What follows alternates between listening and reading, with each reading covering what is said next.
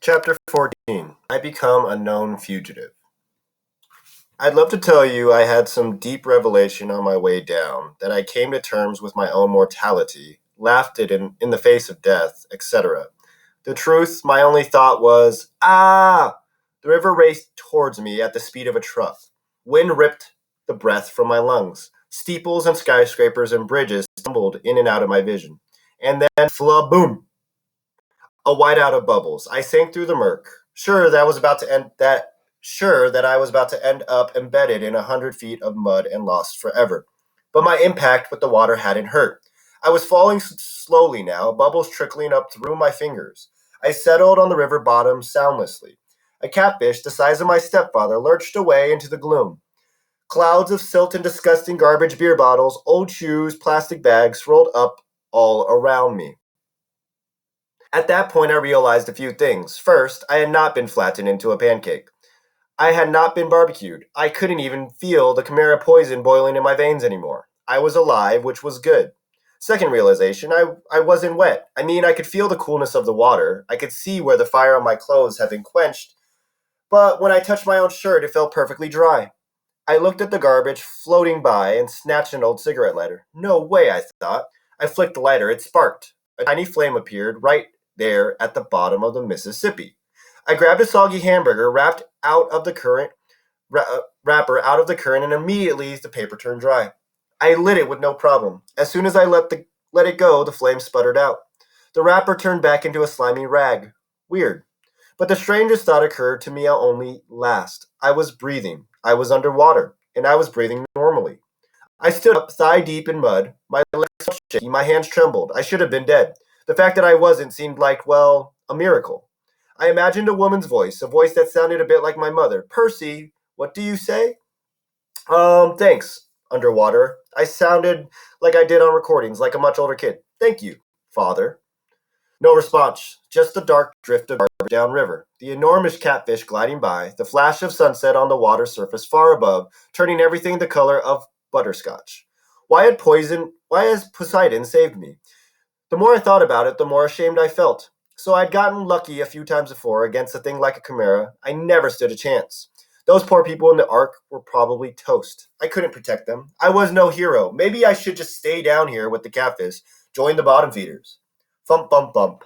A riverboat's paddle wheel turned above me, swirling the silt around. There, not 5 feet above me, was my sword, its gleaming bronze hilt sticking up in the mud. I heard that woman's voice again. Percy, take the sword. Your father believes in you. This time, I knew the voice wasn't in my head. I wasn't imagining it. Her words seemed to come from everywhere, rippling through the water like dolphin sonar. Where are you? I called out loud. There, through the gloom, I saw her, old woman the color of the water, a ghost in the current, floating just above the sword. She had long, billowing hair, and her eyes, barely visible, were green like mine. A lump formed in my throat. I said, Mom? No, child, only a messenger. Though your mother's fate is not as hopeless as you believe. Go to the beach in Santa Monica. What? It is your father's will. Before you descend into the underworld, you must go to Santa Monica. Please, Percy, I cannot stay long. The river here is too foul for my presence. But I was sure this woman was my mother, or a vision of her, anyway. How did you... There was so much I wanted to ask. The words jammed up in my throat. I cannot stay, brave one, the woman said. She reached out, and I felt the current brush my face like a caress. You must go to Santa Monica, and Percy, do not trust the gifts. Voice faded. Gifts? I asked what gifts? Wait. She made one more attempt to speak, but the sound was gone. Her image melted away. If it was my mother, I had lost her again. I felt like drowning myself. The only problem, I was immune to drowning.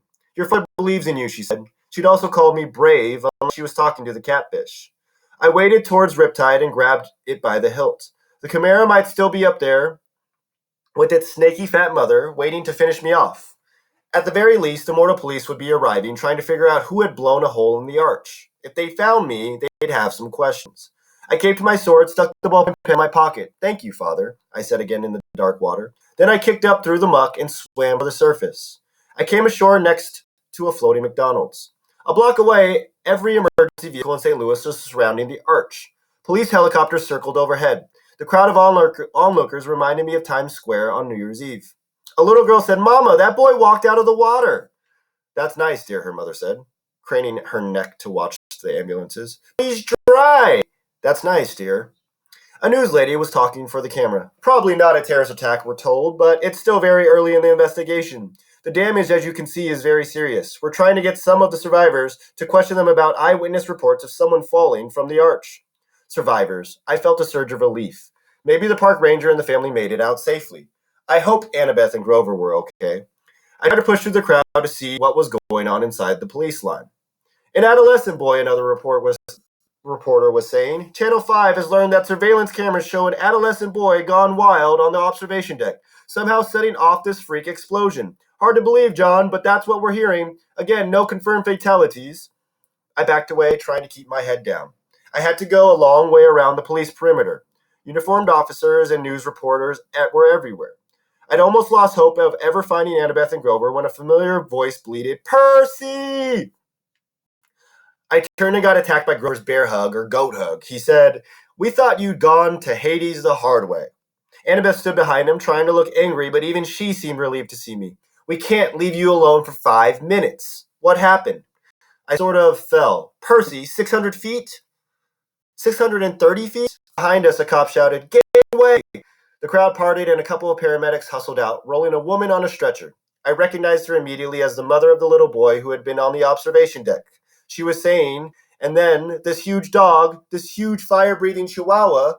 Okay, ma'am, the paramedic said, just calm down. Your family is fine. The medication is starting to kick in. I'm not crazy. The boy jumped out of the hole and the monster disappeared. Then she saw me. There he is. That's the boy. I turned quickly and pulled Annabeth and Grover after me. We disappeared into the crowd. What's going on? Annabeth demanded. Was she talking about the chihuahua on the elevator? I told them the whole story of the Chimera Echidna and my high dive act and the underwater lady's message. Whoa, said Grover. We've got to get you to Santa Monica. You can't ignore a summon from your dad. Before Annabeth could respond, we passed another reporter doing a news break, and I almost froze in my tracks when he said, Percy Jackson, that's right, Dan. Channel 12 has learned that the boy who may have caused this explosion fits the description of a young man wanted by authorities for a serious New Jersey bus accident 3 days ago. And the boy is believed to be traveling west. For our viewers at home, here is a photo of Percy Jackson. We ducked around the news van and slipped into an alley. First things first, I told Grover. We've got to get out of town. Somehow, we made it back to the Amtrak station without getting spotted. We got on board the train just before it pulled out of Denver. The train trundled west as darkness fell, police lights still pulsing against the St. Louis skyline behind us. End of chapter 14.